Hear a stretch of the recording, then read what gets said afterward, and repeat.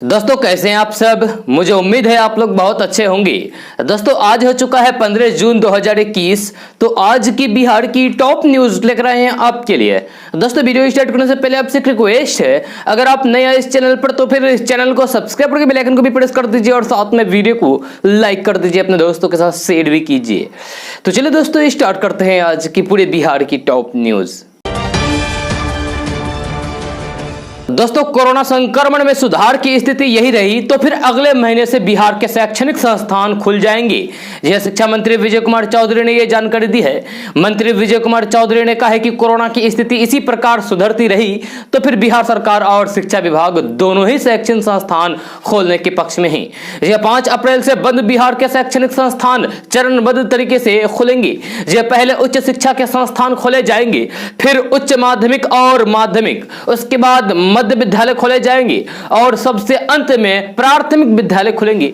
शिक्षा मंत्री ने कहा कि लगातार साल भर से अधिक समय से बिहार के शैक्षणिक संस्थान बंद हैं। इसका बच्चों के शैक्षणिक कैरियर और सीखने की क्षमता पर प्रतिकूल प्रभाव पड़ रहा है। इसलिए सरकार और विभाग की चाहत है कि हालात बेहतर रहे तो फिर जुलाई में शैक्षणिक संस्थान खोल दिए जाएंगे। हालांकि संस्थानों को खोलने के समय कोरोना का जो भी प्रोटोकॉल रहेगा उसका पूर्ण पालन करते हुए स्कूल कॉलेजों का संचालन किया जाएगा। दोस्तों मुख्यमंत्री नीतीश कुमार के करीबी माने जाने वाले जदयू के नेता ने सनसनीखेज दावा किया है। यह जदयू के नेता का दावा है कि नीतीश कुमार फिर से पलटी मारने वाले हैं। यह बिहार में जेडीयू का बीजेपी से गठबंधन टूटने वाला है और नीतीश कुमार आरजेडी कांग्रेस के साथ मिलकर सरकार बनाएंगे। यह कहना है जेडीयू के एक नेता का। यह जदयू के नेता ने दावा किया है कि गठबंधन टूटना फाइनल है। यह कांग्रेस से बात हो चुकी है। मांझी और मुकेश सहनी भी नीतीश कुमार के साथ रहेंगे। नीतीश कुमार को लेकर यह दावा कई दफे विधायक रह चुके श्याम बहादुर सिंह ने किया है। रंगीले विधायक के तौर पर चर्चित रहे श्याम बहादुर सिंह नीतीश कुमार के बेहद करीबी माने जाते रहे हैं। पिछला विधानसभा चुनाव में वे बेहद कम वोट से हार गए थे। हालांकि सारण क्षेत्र में वे जेडीयू के सबसे कद्दावर नेताओं में माने जाते हैं। जदयू नेता श्याम बहादुर सिंह ने कहा है कि बीजेपी ने नीतीश कुमार के पीठ में छुरा घोंपा है। यह पिछले विधानसभा चुनाव में बीजेपी ने जानबूझकर जेडीयू के उम्मीदवारों को हराया।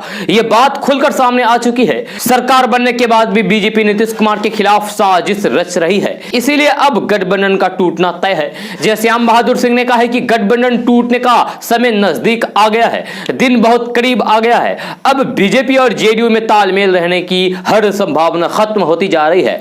बीजेपी चाहती है कि नीतीश कुमार को बर्बाद कर दें, लेकिन नीतीश कुमार सतर्क हैं। नीतीश कुमार ने अपना रास्ता तलाश लिया है। लोग सिर्फ सही वक्त का इंतजार करें।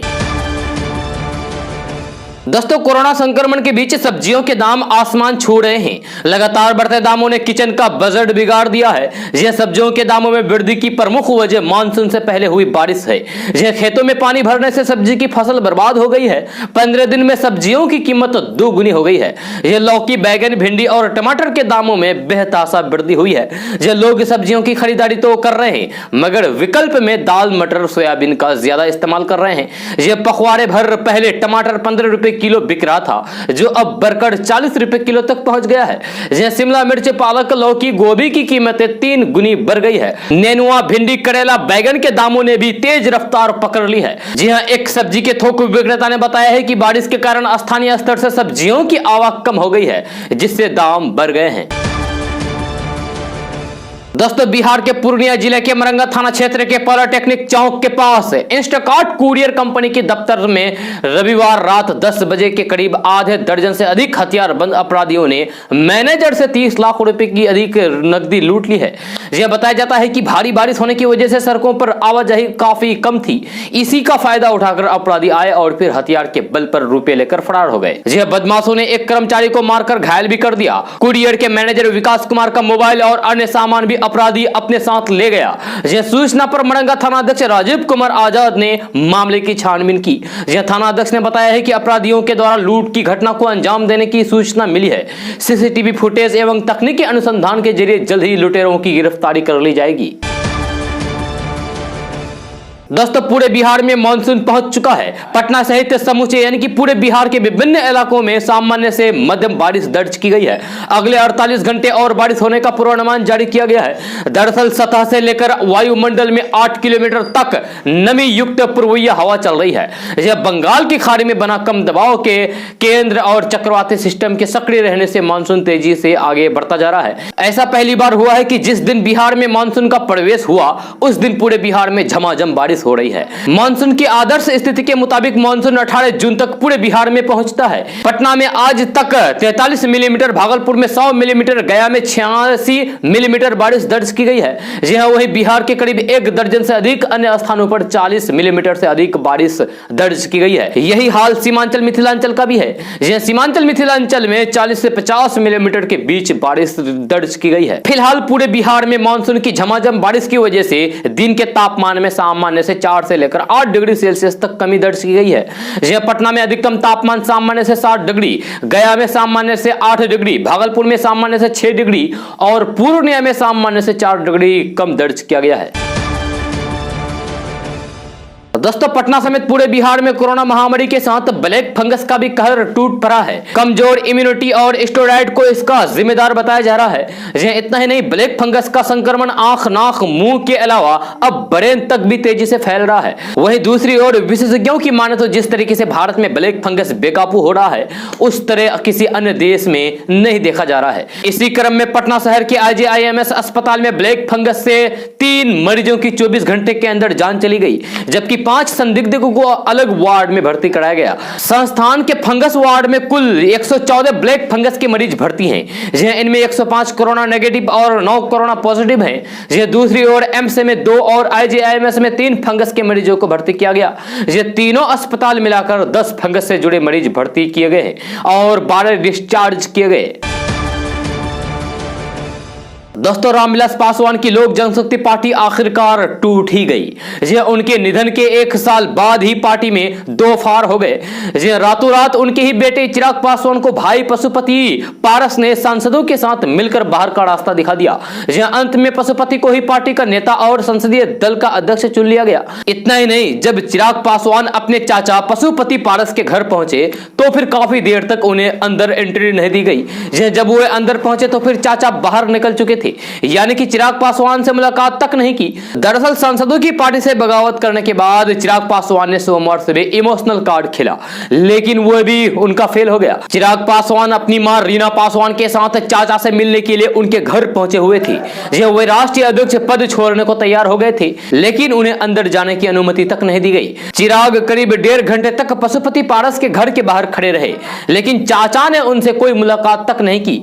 यह बताया जाता है कि चिराग पासवान ने चाचा को मनाने के लिए मां को आगे किया, लेकिन बात नहीं बन पाई। इसी बीच पशुपति पारस 5 सांसदों के साथ लोकसभा अध्यक्ष ओम बिरला से मिलने के लिए पहुंचे, जहां सभी सांसदों ने स्पीकर को पार्टी के संसदीय बोर्ड की बैठक के लिए लिए गए फैसले के बारे में जानकारी दी गई। यह साथ ही पशुपति पारस को पार्टी का नेता और संसदीय दल का अध्यक्ष चुन लिया गया। वहीं सांसद चौधरी महबूब अली कैसर को उप नेता बनाया गया। वहीं LJP प्रवक्ता श्रवण कुमार ने कहा है कि पार्टी के वजूद को बचाने के लिए पशुपति पारस यह फैसला लिया है। आपको बता दूं कि पशुपति पारस रामविलास पासवान के तीसरे नंबर के भाई और चिराग पासवान के चाचा हैं। वह बिहार में हाजीपुर लोकसभा क्षेत्र से LJP के सांसद हैं। बताया जाता है कि LJP में इस तरीके की बदलाव की पूरी पटकथा खुद पशुपति ने लिखी थी। उन्होंने पूरे प्लान के साथ यह फैसला लिया है। दोस्तों अररिया जिला के सीमावर्ती क्षेत्र में खाद की कालाबाजारी और तस्करी बड़े पैमाने पर हो रही है। यह तस्करों को प्रति बोरा 300 से 400 रुपए की आमदनी होती है। नरपतगंज प्रखंड क्षेत्र के भारत नेपाल सीमावर्ती क्षेत्र में खाद की कालाबाजारी एवं तस्कर का धंधा बड़े पैमाने पर फल फूल रहा है। सीमावर्ती फुलकहा, घुरना, बसमतिया, पथरदेवा, बेला आदि गाँव तस्करी के लिए सेफ जोन माना जाने लगा है। खासकर यूरिया खाद की कालाबाजारी और तस्करी अधिक होती है। यह सूत्रों की माने तो नेपाल में यूरिया खाद का इस्तेमाल देसी शराब बनाने में किया जाता है, इसलिए ज्यादा डिमांड यूरिया खाद की ही रहती है। खास तौर पर अररिया, पूर्णिया, सुपौल, सहरसा से यूरिया का कालाबाजारी होता है।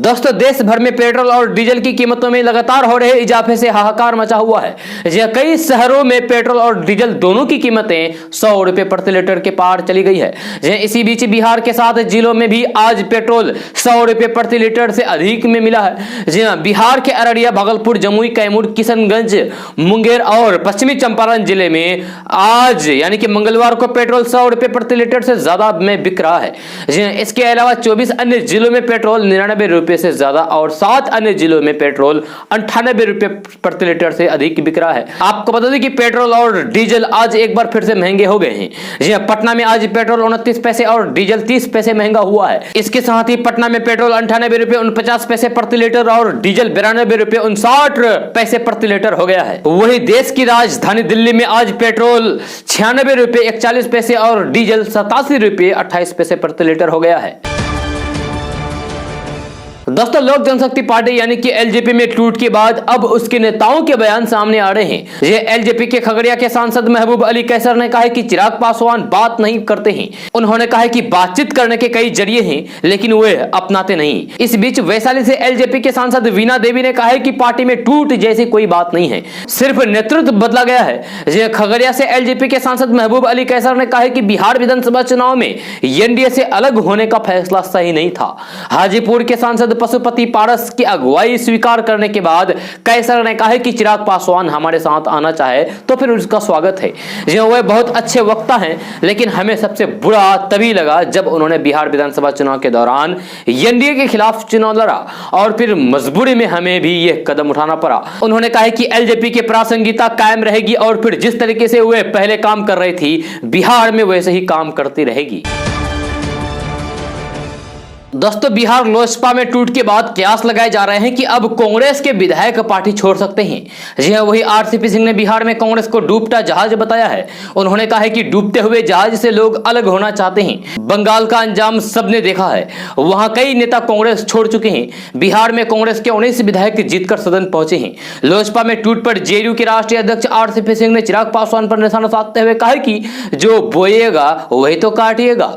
जब बिना मेहनत के यदि फल मिल जाता है तो फिर परिणाम ऐसा ही होता है। पद पाना और उसे बचाना बहुत महत्वपूर्ण है। जब पद प्राप्त करने के बाद अपने वरिष्ठ और फिर सहयोगियों को सम्मान करना चाहिए। लोजपा के नाराज सांसद तो पहले से ही एनडीए में थे। अब एनडीए में 2 दल हैं, जदयू और भाजपा। उनकी जहां इच्छा होगी वहां जाएंगे। आरसीपी सिंह ने यह बातें सोमवार को जेडीयू प्रदेश मुख्यालय के कर्पूरी सभागार में संवाददाताओं से बातचीत करने के दौरान कही है। आरसीपी सिंह ने आगे कहा है कि रामविलास पासवान सम्मानित नेता थे। उन्होंने इस पार्टी की स्थापना की थी। उनके साथ मिलकर 2019 के लोकसभा चुनाव में एनडीए में हम 7 चुनाव लड़े और फिर 39 सीटें जीती। उनकी तबीयत खराब हुई और 2020 के विधानसभा चुनाव में लोजपा का नेतृत्व करने वालों ने ऐसी रणनीति बनाई जिससे एनडीए को नुकसान हुआ। उससे लोग नाराज थे और फिर कुछ महीने पहले लोजपा के वे नाराज नेता जदयू में शामिल हो गए थे। आरसीपी सिंह ने कहा कि लोजपा को बेहतर बनाने में रामचंद्र पासवान और पारस पासवान सहित अन्य सभी सहयोगियों का योगदान रहा है। वे सभी अनुभवी नेता हैं। दोस्तों, बिहार में सियासी खींचतान के बीच आरजेडी सुप्रीमो लालू प्रसाद यादव से यूपी के पूर्व मुख्यमंत्री अखिलेश यादव ने मुलाकात किया। जी हां, आरजेडी सुप्रीमो लालू प्रसाद से मुलाकात के बाद उत्तर प्रदेश के पूर्व मुख्यमंत्री अखिलेश यादव ने सोशल मीडिया पर एक तस्वीर पोस्ट की है। जी हां, बिहार में जारी सियासी हलचल के बीच दोनों नेताओं की यह मुलाकात अहम मानी जा रही है। दिल्ली में स्थित मीसा भारती के सरकारी आवास पर अखिलेश यादव ने लालू प्रसाद यादव से मुलाकात की है। जी, लालू यादव से मुलाकात के बाद अखिलेश यादव ने एक तस्वीर सोशल मीडिया पर पोस्ट किया है। जहां अखिलेश यादव ने अपने ट्विटर अकाउंट पर फोटो को पोस्ट करते हुए लिखा है कि दिल्ली में माननीय लालू प्रसाद यादव जी से मिलकर उनके स्वास्थ्य लाभ की सकारात्मक प्रगति जानी। हम सबकी तरफ से उनको स्वास्थ्य और सक्रिय जीवन की शुभकामनाएं। दोस्तों, आम आदमी पार्टी से राज्यसभा सदस्य संजय सिंह ने अयोध्या में राम मंदिर का निर्माण करा रहे राम जन्मभूमि तीर्थ क्षेत्र ट्रस्ट में भ्रष्टाचार के गंभीर आरोप लगाया है, जिसके बाद तो बवाल मच गया। राजनीति गर्म है। इसी बीच टीएमसी पार्टी के उपाध्यक्ष यशवंत सिन्हा ने मामले को लेकर ट्वीट किया है और कहा है कि राम का साथ, मोदी का विश्वास और हमारा विकास हद ही हो गई। राम को भी नहीं छोड़ा, अब क्या बचा है? मोदी है तो मुमकिन है। इससे पहले इन आरोपों के बाद कांग्रेस का भी बयान सामने आया। कांग्रेस ने भी आगे बढ़कर कहा है कि राम के नाम पर दान लेकर घोटाला किया जा रहा है। आपको बता दूं कि आम आदमी पार्टी के राज्यसभा सदस्य संजय सिंह ने लखनऊ में प्रेस कॉन्फ्रेंस के दौरान आरोप लगाया है कि राम मंदिर ट्रस्ट के महासचिव चंपत राय ने संस्थान के सदस्य अनिल मिश्रा की मदद से 2 करोड़ रुपए की कीमत की जमीन 18 करोड़ रुपए में खरीदने का काम किया है। उधर कांग्रेस के मुख्य प्रवक्ता रणदीप सुरजेवाला ने मामले को लेकर प्रतिक्रिया दी है। जी उन्होंने अपने ट्विटर वॉल पर लिखा है कि हे राम, ये कैसा दिन, आपके नाम पर चंदा लेकर घोटाले हो रहे हैं। बेशर्म लुटेरे अब आस्था बेचकर रावण की तरह अहंकार में मदमस्त हैं। सवाल है कि 2 करोड़ में खरीदी गई जमीन 10 मिनट बाद राम जन्मभूमि को रुपया 18 करोड़ 50 लाख में कैसी बेची। दोस्तों, लोक जनशक्ति पार्टी में टूट की खबर सामने आने के बाद राजनीतिक दलों की तरफ से प्रतिक्रियाओं का दौर शुरू हो गया है। हिंदुस्तानी अवाम मोर्चा चिराग पासवान के कुनबे में लगी आग को लेकर गदगद है। जीतन राम मांझी की पार्टी ने कहा है कि बिहार में नीतीश कुमार के साथ टकराने वालों का यही अंजाम होगा। इसके अलावा लोक जनशक्ति पार्टी का नेतृत्व करने के लिए पशुपति कुमार पारस को बधाई भी दी है। हिंदुस्तानी अवाम मोर्चा के प्रवक्ता दानिश रिजवान ने कहा है कि लोक जनशक्ति पार्टी का जो हाल हुआ है और चिराग पासवान जिस तरीके से अपनी पार्टी से ही बेदखल किए गए हैं, वे बता रहे हैं कि नीतीश कुमार से टकराने वालों का बिहार में हाल क्या होगा। दोस्तों, आजादी के बाद से अब तक मूलभूत समस्याओं से कटिहार के फलका प्रखंड के बंकुटोला गांव के लोग जूझ रहा है। यह गांव तक पहुंचने के लिए कोई सड़क भी मौजूद नहीं है। इसीलिए किसी की बीमार पड़ने पर मुख्य सड़क तक लाने के लिए ग्रामीणों को मरीज को लेकर 1.5 से 2 किलोमीटर तक खटिये में लेकर पैदल चलना पड़ता है। बंकुटोला के विकास को लेकर यहाँ के लोगों में निराशा देखी जा सकती है। यहाँ सालों से रहने वाली गीता देवी परेशान है क्योंकि गाँव तक पहुंचने के लिए अब तक कोई भी सड़क नहीं है। कई बार क्षेत्र के नेताओं ने आश्वासन जरूर दिया था, लेकिन अब तक जमीन पर कोई भी काम नहीं हुआ है। जी अब हालात यह है कि इस गांव में कोई भी अपना बेटी की शादी नहीं करवाना चाहता है। लगभग 500 आबादी बहुल इस गांव में पहुंचने के लिए मुख्य सड़क के नाम पर कुछ भी नहीं है। आम दिनों में लोग पगडंडी के सहारे आना जाना तो करते हैं, मगर बाढ़ के दस्तक के बीच ग्रामीण अभी से ही दहशत में आने लगे हैं। सबसे खराब हालात किसी के बीमार पड़ने पर होता है। जी बीमार मरीज को मुख्य सड़क या फिर अस्पताल तक लाने के लिए ग्रामीण खटिये में लाद कर कई किलोमीटर तक पैदल इलाज के लिए जाते हैं। ऐसे में ग्रामीण सुशासन में विकास के बयान पर सवाल उठाते हुए जल्द उनके इलाके में विकास की रोशनी जलाने की मांग कर रहे हैं। दोस्तों, बिहार में रहने वाले लोगों के लिए बड़ी खबर सामने आ रही है। मिली जानकारी के मुताबिक बिहार की 2 बड़ी नदियां गंगा और गंडक पर 2 4 लेन पुल बनने जा रहा है। इसको लेकर सड़क ने अपनी स्वीकृति भी दे दी है। खबर के अनुसार वर्तमान जेपी सेतु के समांतर गंगा नदी पर एक नया 4 लेन पुल बनेगा। उस पुल पर करीब 2900 करोड़ रुपए खर्च होने का अनुमान है। इस पुल को बनाने की तैयारी चल रही है। बहुत जल्द धनराशि जारी हो सकती है। आपको बता दें कि गंगा नदी पर इस पुल को बनने से पटना वैशाली के लोगों को सबसे ज्यादा फायदा होगा। साथ ही साथ लोगों को जाम का सामना करना नहीं पड़ेगा। इतना ही नहीं, पटना एयरपोर्ट से पर्यटक मात्र आधे घंटे में वैशाली पहुंच सकेंगे। दोस्तों, बिहार में बाइक चलाने वालों के लिए बड़ी खबर सामने आ रही है। मिली जानकारी के मुताबिक बिहार परिवहन विभाग ऐसे लोगों की ड्राइविंग लाइसेंस रद्द करेगी जो गलत साइड से बाइक चलाते हैं। इसको लेकर दिशा निर्देश भी जारी कर दिया गया है। यह ताजा रिपोर्ट के अनुसार बिहार परिवहन विभाग ने सड़क सुरक्षा के नियमों की अनदेखी करने पर ड्राइविंग लाइसेंस रद्द करने का आदेश दिया है। जी हाँ, बिहार में इसकी प्रक्रिया भी शुरू हो गई है, जिससे बाइक चलाने वाले लोगों में हरकंप मच गया है। आपको बता दूं कि 3 महीने में ही विभाग ने ये 215 चालकों का ड्राइविंग लाइसेंस रद्द करने का फैसला किया है। इतना ही नहीं, परिवहन विभाग ने अब हेलमेट और गाड़ी के कागजात नहीं रखने वाले लोगों पर भी सख्त कार्रवाई करने के आदेश दिए हैं। इतना ही नहीं, विभाग के आदेश के बाद बिहार में सड़क दुर्घटना होने के दौरान भी अब लापरवाह चालकों के ड्राइविंग लाइसेंस रद्द किए जा रहे हैं। मिली जानकारी के अनुसार पटना में 23 चालकों के लाइसेंस रद्द किए गए हैं, जबकि नालंदा जिला में 37 चालकों के लाइसेंस रद्द हुए हैं। बिहार के अन्य जिलों में भी कार्रवाई की जा रही है। तो अगर आप भी रॉन्ग साइड से गाड़ी चलाते हैं, यानी कि गलत साइड से गाड़ी चलाते हैं, तो फिर संभल जाइए, न तो फिर आपको भारी पड़ सकता है। दोस्तों, अररिया में बड़ी मात्रा में पुलिस गांजा बरामद किया है। अररिया एसपी हृदयकांत के निर्देश पर चले विशेष अभियान में रविवार को जोकीहाट थाना पुलिस ने पश्चिम बंगाल से तस्करी करके ले आ रहे 90 किलो गांजा को बरामद किया है। यह कार की डिक्की में लगे साउंड सिस्टम में 24 पैकेट गांजा को छुपा कर रखा गया था। यह मामले में पुलिस ने गाड़ी के ड्राइवर समेत 2 लोगों को गिरफ्तार किया है। यह सदर एसडीपीओ पुष्कर कुमार ने यह जानकारी दी है। दोस्तों एक मामला जो बीते आधे साल तक खबरों में छाया रहा वह था फिल्म अभिनेता सुशांत सिंह राजपूत की मौत का मामला। बीते साल 14 जून को सुशांत सिंह राजपूत ने अपने बांद्रा के फ्लैट में अलविदा कहा था, लेकिन यह आत्महत्या का कोई सीधा मामला नहीं था। इसके बाद जो हंगामा खड़ा हुआ उसके चलते मामला अदालतों में गया। 5 अलग अलग जांच एजेंसियां इस मामले में कूद पड़ी और मामले पर जमकर राजनीति भी हुई।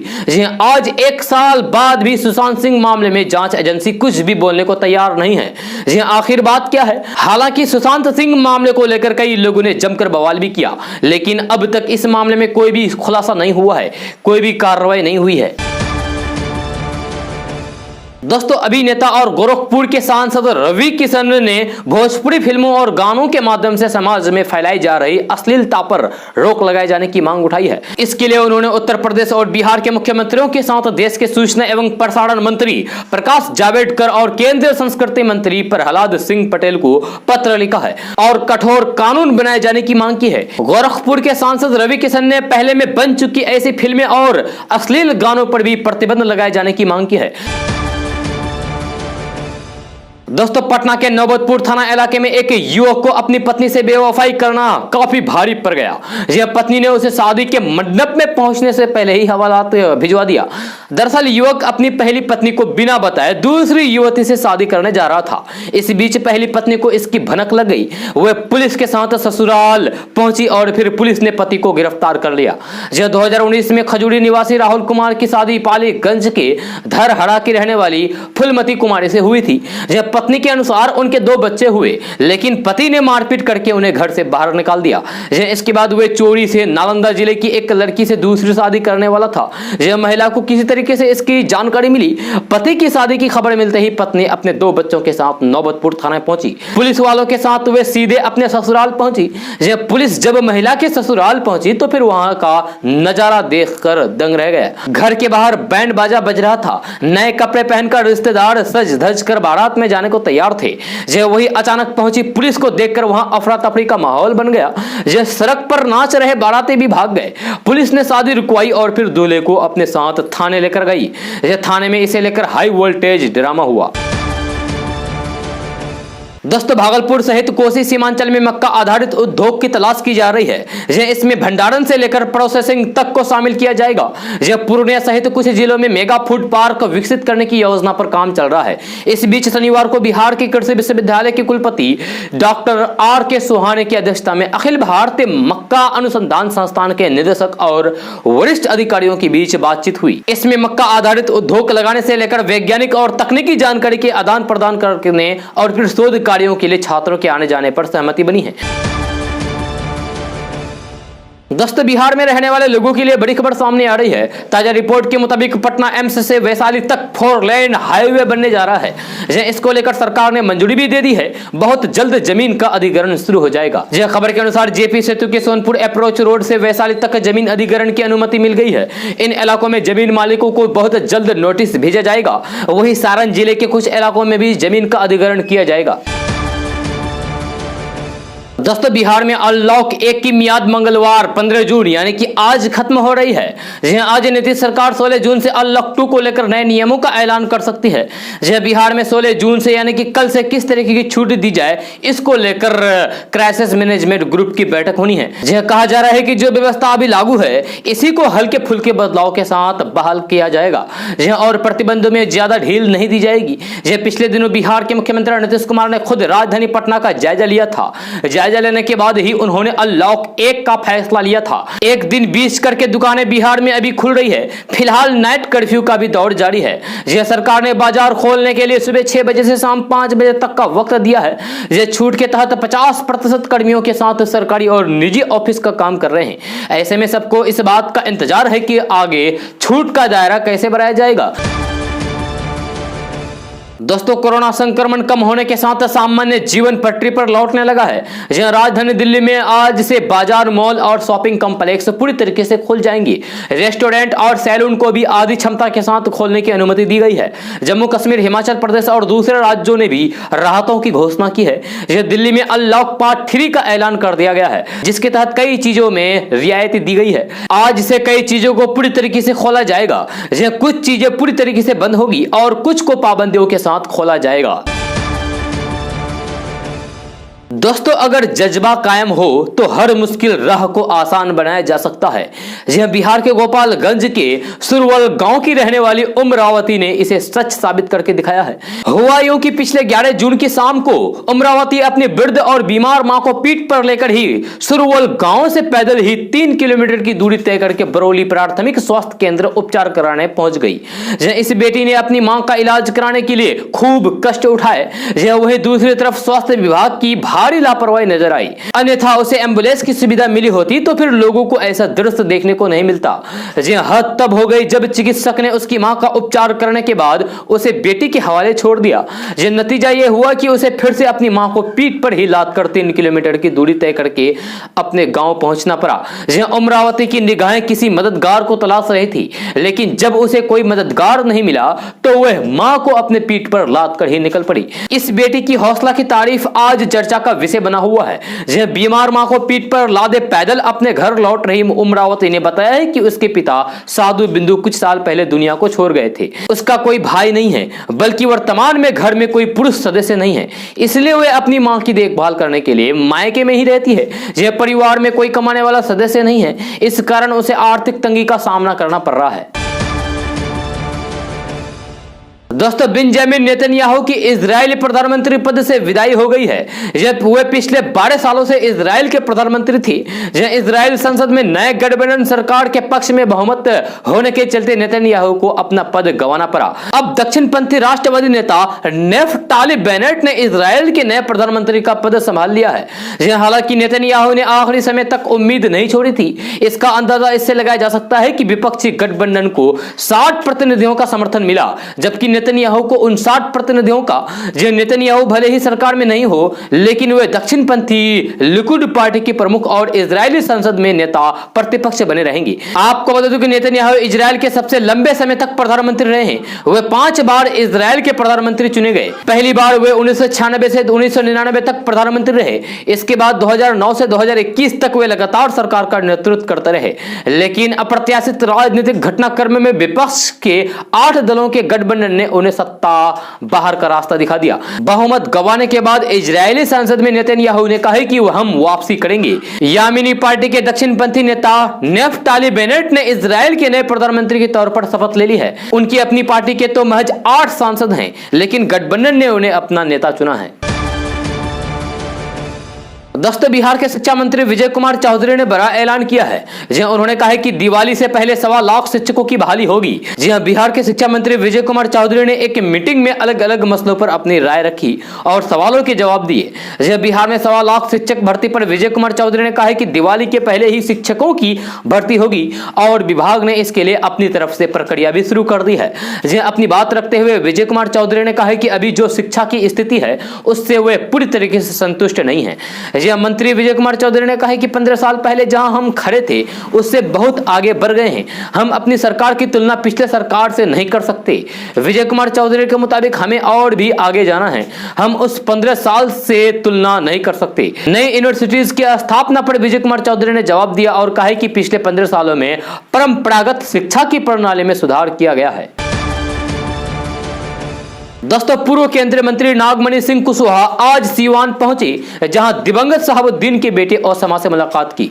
नया किला स्थित आवास पर करीब 1 घंटे तक दोनों की बातचीत हुई। ओसामा से मिलने के बाद नागमणि मीडिया के सामने आए और बड़ा ऐलान कर दिया। नागमणि ने कहा कि यदि ओसामा चाहे तो वह नया समीकरण बनेगा। इस दौरान नागमणि ने लालू नीतीश पर भी निशाना साधा। नागमणि ने कहा कि रंगा बिल्ला की जोड़ी ने बिहार को बर्बाद करके रख दिया है। पूरा कुशवाहा समाज ओसामा के साथ है। बिहार में नया समीकरण बनेगा और विकास की गंगा बहेगी। दोस्तों, कांग्रेस नेता राहुल गांधी ने रविवार को सरकार की आलोचना करते हुए आरोप लगाया है कि उसका झूठ और खोखले नारों का गोपनीय मंत्रालय सबसे कुशल है। राहुल गांधी ने भाजपा सरकार की आलोचना करते ही उनका आरोप है कि सरकार सिर्फ बयानबाजी करती रहती है। पूर्व कांग्रेस अध्यक्ष राहुल गांधी ने ट्विटर पर कहा है कि भारत सरकार का सबसे कुशल मंत्रालय कौन सा है? झूठ और खोखले नारों का गोपनीय मंत्रालय। कांग्रेस नेता राहुल गांधी ने वैक्सीन की कमी, जीएसटी और ईंधन की कीमतों में यानी कि तेल की कीमतों में बढ़ोतरी पर सरकार पर जमकर निशाना साधा। दोस्तों, बिहार की राजनीति में उथल पुथल मची हुई है। यह सत्ता पक्ष के चारों दल हिंदुस्तानी युवा मोर्चा, वीआईपी, जेडीयू और बीजेपी सभी अपना अपना सुर अलाप रहे हैं। यह विधानसभा चुनाव में अकेले चुनाव लड़ने वाली लोक जनशक्ति पार्टी में टूट हो चुकी है। लोजपा सांसद पशुपति कुमार पारस ने इसकी पुष्टि भी कर दी। यह पशुपति पारस ने कहा है कि उनकी पार्टी में 6 सांसद हैं।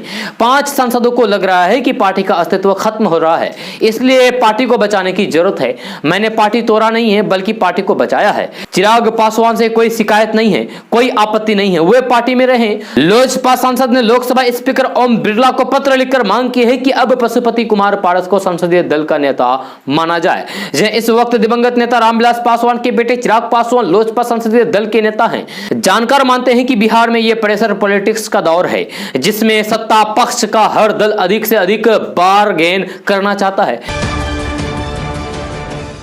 दोस्तों, बिहार में समय से पहले दक्षिण पश्चिमी मानसून का जबरदस्त असर देखने को मिल रहा है।